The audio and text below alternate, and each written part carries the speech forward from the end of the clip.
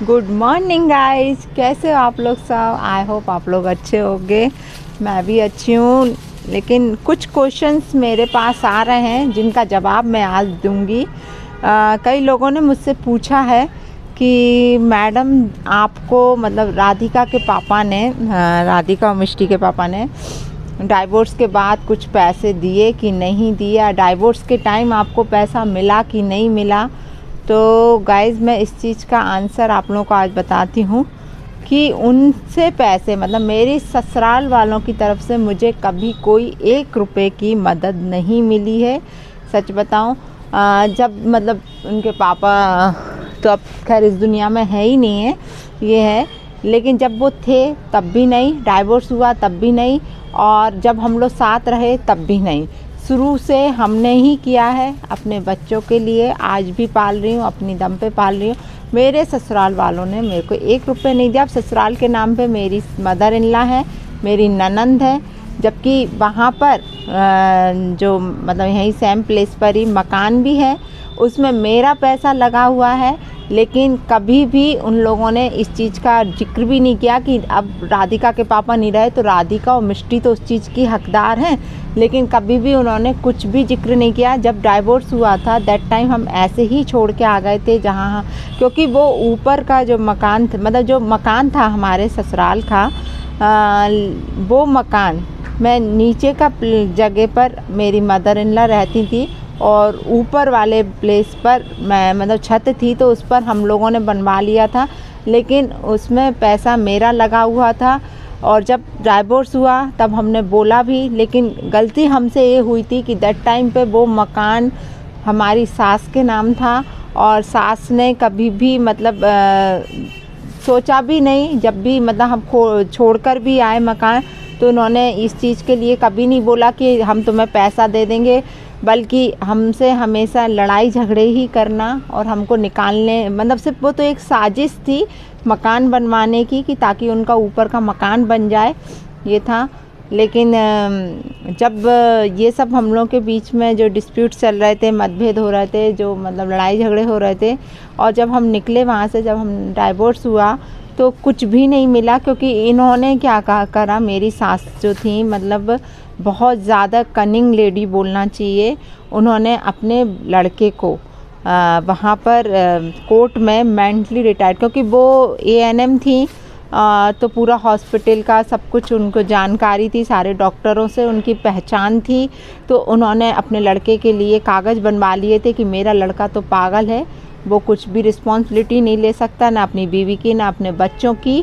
तो जब डाइवोर्स हुआ तो मतलब मेरे जो मजिस्ट्रेट थे तो वो बोलते हैं मुझे देख के कि मैडम आप ज़्यादा काबिल लग रही हो, मतलब ऐसा बोलते हैं देख के।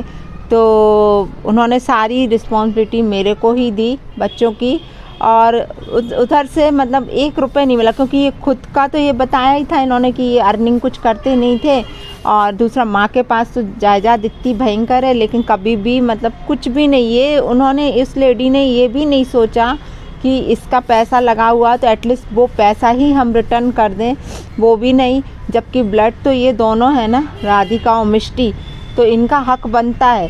हमसे आजकल मतलब बहुत से लोग बोलते हैं कि मैडम आप उन पर केस कर दो, फिर से केस कर दो, ताकि वो मतलब बच्चों के लिए तो मतलब मिले आपको।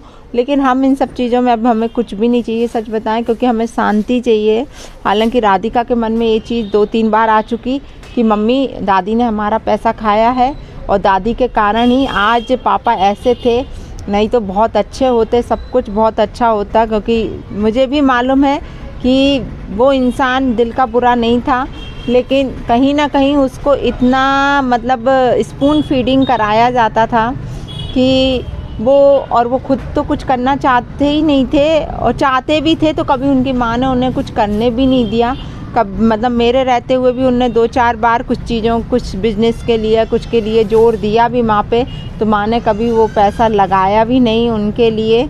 और जबकि हालांकि मेरे पापा ने एक बार उनसे कहा था कि बेटा यदि आप चाहो तो मैं आपको कंप्यूटर की शॉप खुलवा देता हूँ, लेकिन वो इंसान मतलब सच बताएं रहते रहते वो इतने आलसी हो गए थे कि वो कुछ करना ही नहीं चाहते थे, ऐसा था।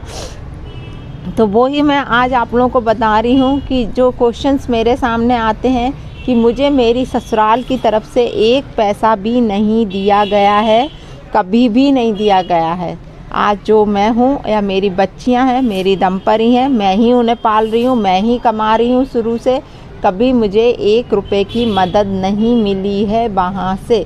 इसलिए इस तरीके के क्वेश्चंस ना आए तो ज़्यादा अच्छा है, क्योंकि मुझे है ना काफ़ी दुख होता है इस तरीके का, पीछे का कुछ भी खोलने में मुझे बहुत दुख होता है, क्योंकि मैं उन सब चीज़ों से बहुत टाइम पहले गाइज़ आगे निकल चुकी हूँ। मैं ये सब चीज़ें सोचना ही नहीं चाहती लाइफ में, जो मेरे साथ इतने बड़े बड़े हादसे होके रखे हुए हैं। ये 2017 की बात है जब हम लोग का डाइवोर्स हुआ था, और उसके पापा की डेथ, राधिका के पापा की डेथ 2022 में 9 जून को हो चुकी है। और मैं सच बताऊं, कहीं ना कहीं उनको उनके कर्मों की ही सज़ा मिली है। जो कर्म उन्होंने करे थे अपनी लाइफ में वो ही उन्होंने भुगते हैं। सच बता रही हूँ मैं, दुख है, मेरे को बहुत दुख था। और आज भी सब सोचती हूँ तो मेरी आंखों में आंसू आ जाते हैं कि काश वो इंसान टाइम से सुधर गया होता, टाइमिंग उसको अकल आ गई होती तो वो इस दुनिया में होता। इतनी छोटी उम्र में वो इस दुनिया से नहीं जाता, क्योंकि उसने ड्रिंक कर करके, इतना हैवी ड्रिंक होता था उनका कि सुबह से लेके शाम तक वो इंसान सिर्फ ड्रिंक में रहता था। तो उन्होंने अपना पूरा शरीर ख़राब कर लिया और एट लास्ट वो इस दुनिया से चला ही गया। तो कहीं ना कहीं मैं ये बोलूँगी आप लोगों को कि ये पेरेंट्स की ही छूट होती है जब उनके बच्चे इस कदर बिगड़ जाते हैं। तो ये पूरी सरासर उनकी माँ की गलती रही कि कभी उन्होंने अपने बेटे पे ध्यान नहीं दिया, हमेशा अपने पर ही ध्यान दिया। यदि वो इंसान को शुरू से उस पर देखा जाता, उसको सही संस्कार दिए जाते, तो शायद वो इस दुनिया में होता और अपने परिवार को देखता, अपने बच्चों को देखता, अपनी बीवी को देखता। लेकिन खैर ठीक है, अब तो वो इंसान इस दुनिया में है ही नहीं है। तो मैं क्या सोचूं, बस ये है कि कुछ क्वेश्चंस ऐसे आ जाते हैं कि मेरे को फिर से वो जिक्र मेरे दिमाग मतलब करना पड़ता है, और मेरे दिमाग में बहुत सारी चीज़ें आने लगती हैं और जो मैं सोचना नहीं चाहती, क्योंकि मैं 2 साल डिप्रेशन में रही हूँ गाइस। बहुत मुश्किल से निकली हूँ मैं इन सब चीज़ों से, बहुत ज़्यादा, क्योंकि मेरे साथ 2-2 बार हादसे होके रखे हैं लाइफ में। इंसान एक हादसा नहीं झेल पाता, मैंने 2-2 हादसे झेले हैं। और सिर्फ सच बताऊँ, ये मजबूत जो मैं हुई हूँ सिर्फ अपनी बच्चियों को देख के हुई हूँ, क्योंकि मेरी जगह कोई और होता तो सच बता रही हूँ कब का सुसाइड कर लेता। लेकिन मुझे बस हमेशा ऐसा नहीं है, मैं भी इंसान हूँ। जब मैं बहुत ज़्यादा मतलब मेरे लाइफ में प्रॉब्लम्स चल रही थी, तब मेरे माइंड में भी ये सारी चीज़ें आई कि क्यों ना मैं अपनी लाइफ फिनिश कर लूँ। लेकिन उस टाइम बस मैंने ये सोचा, और ऐसा नहीं है, बिल्कुल कोशिश भी कर ली थी हमने, सच बताएं, लेकिन दिमाग में सिर्फ इतना आया कि यार मेरे बाद मेरी बच्चियों का क्या होगा, उन्हें कौन पालेगा, क्योंकि मेरे माँ बाप एजेड हैं, कौन देखेगा, क्या वो भीख मांगेंगे।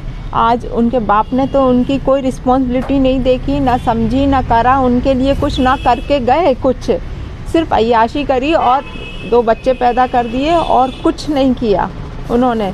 आप लोग सोचोगे कि ऐसा बोल रही है ये लेडी, लेकिन जो मैंने सहा है ना, वो ही चीज़ मैं आप लोगों के साथ शेयर कर रही हूँ।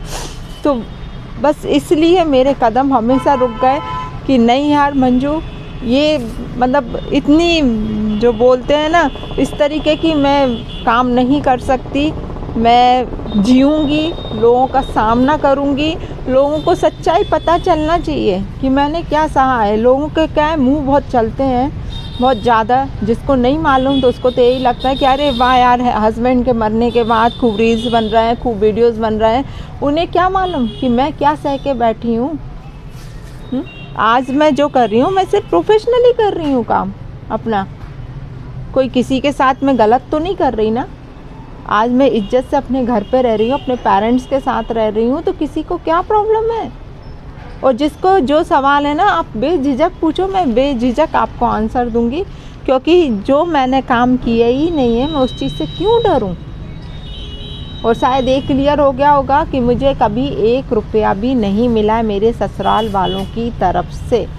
इवन उनका मकान है यहाँ पे, एक हरदा में मकान है और काफ़ी प्रॉपर्टी है, क्योंकि इतनी बड़ी उस पर थी वो, लेकिन कभी उन्होंने नहीं देखा। आज राधिका चाहे तो खुद से मतलब केस करके, क्योंकि राधिका 16 साल की हो चुकी है, 17 में चल रही हैं, और मुझसे वकील ने यही बोला है कि राधिका खुद केस लगा सकती है और मिष्टी दोनों जन अपनी दादी के ऊपर, और बाकायदा तुम्हें पूरा हिस्सा मिलेगा, क्योंकि ये ब्लड रिलेशन है और राधिका और मिष्टी उसकी हकदार है। लेकिन कहीं ना कहीं मेरा दिमाग बहुत ऑफ होता है, क्योंकि मुझे ऐसा कुछ भी नहीं चाहिए। दिमाग मतलब इतना ख़राब हो चुका कि मैं तो सिर्फ दे के ही आई हूँ और उन्होंने उस चीज़ की सज़ा भी भुगती है। मेरा जिसने लिया है उसने उसकी सज़ा वो भुगत के ही रहेगा, क्योंकि दिल से हाय निकलती, क्योंकि जो मेरा पैसा था बहुत मेहनत का था। एक एक करके मैं कैसे कमाती थी, कितने दिन दिन रात रात भर लगी रहती थी, 2-2 पैसों के लिए मैं काम करती थी। तो वो पैसा तो किसी को हजम नहीं होने वाला है गाइस, कभी भी नहीं होने वाला है। ये चीज़ है, कहीं ना कहीं किसी रास्ते से तो वो निकल ही जाएगा ये। और ये सज़ा जो मेरे हस्बैंड को मिली थी वो डेफिनेटली एक ना एक दिन मेरी सास को भी मिलेगी। भगवान के घर देर है अंधेर नहीं है, भगवान सब कुछ देखता है। तो गाइस अब मुझे कुछ नहीं बोलना, क्योंकि मैं ये सब सोचती हूँ तो मेरा तो बहुत दिमाग ऑफ होता है।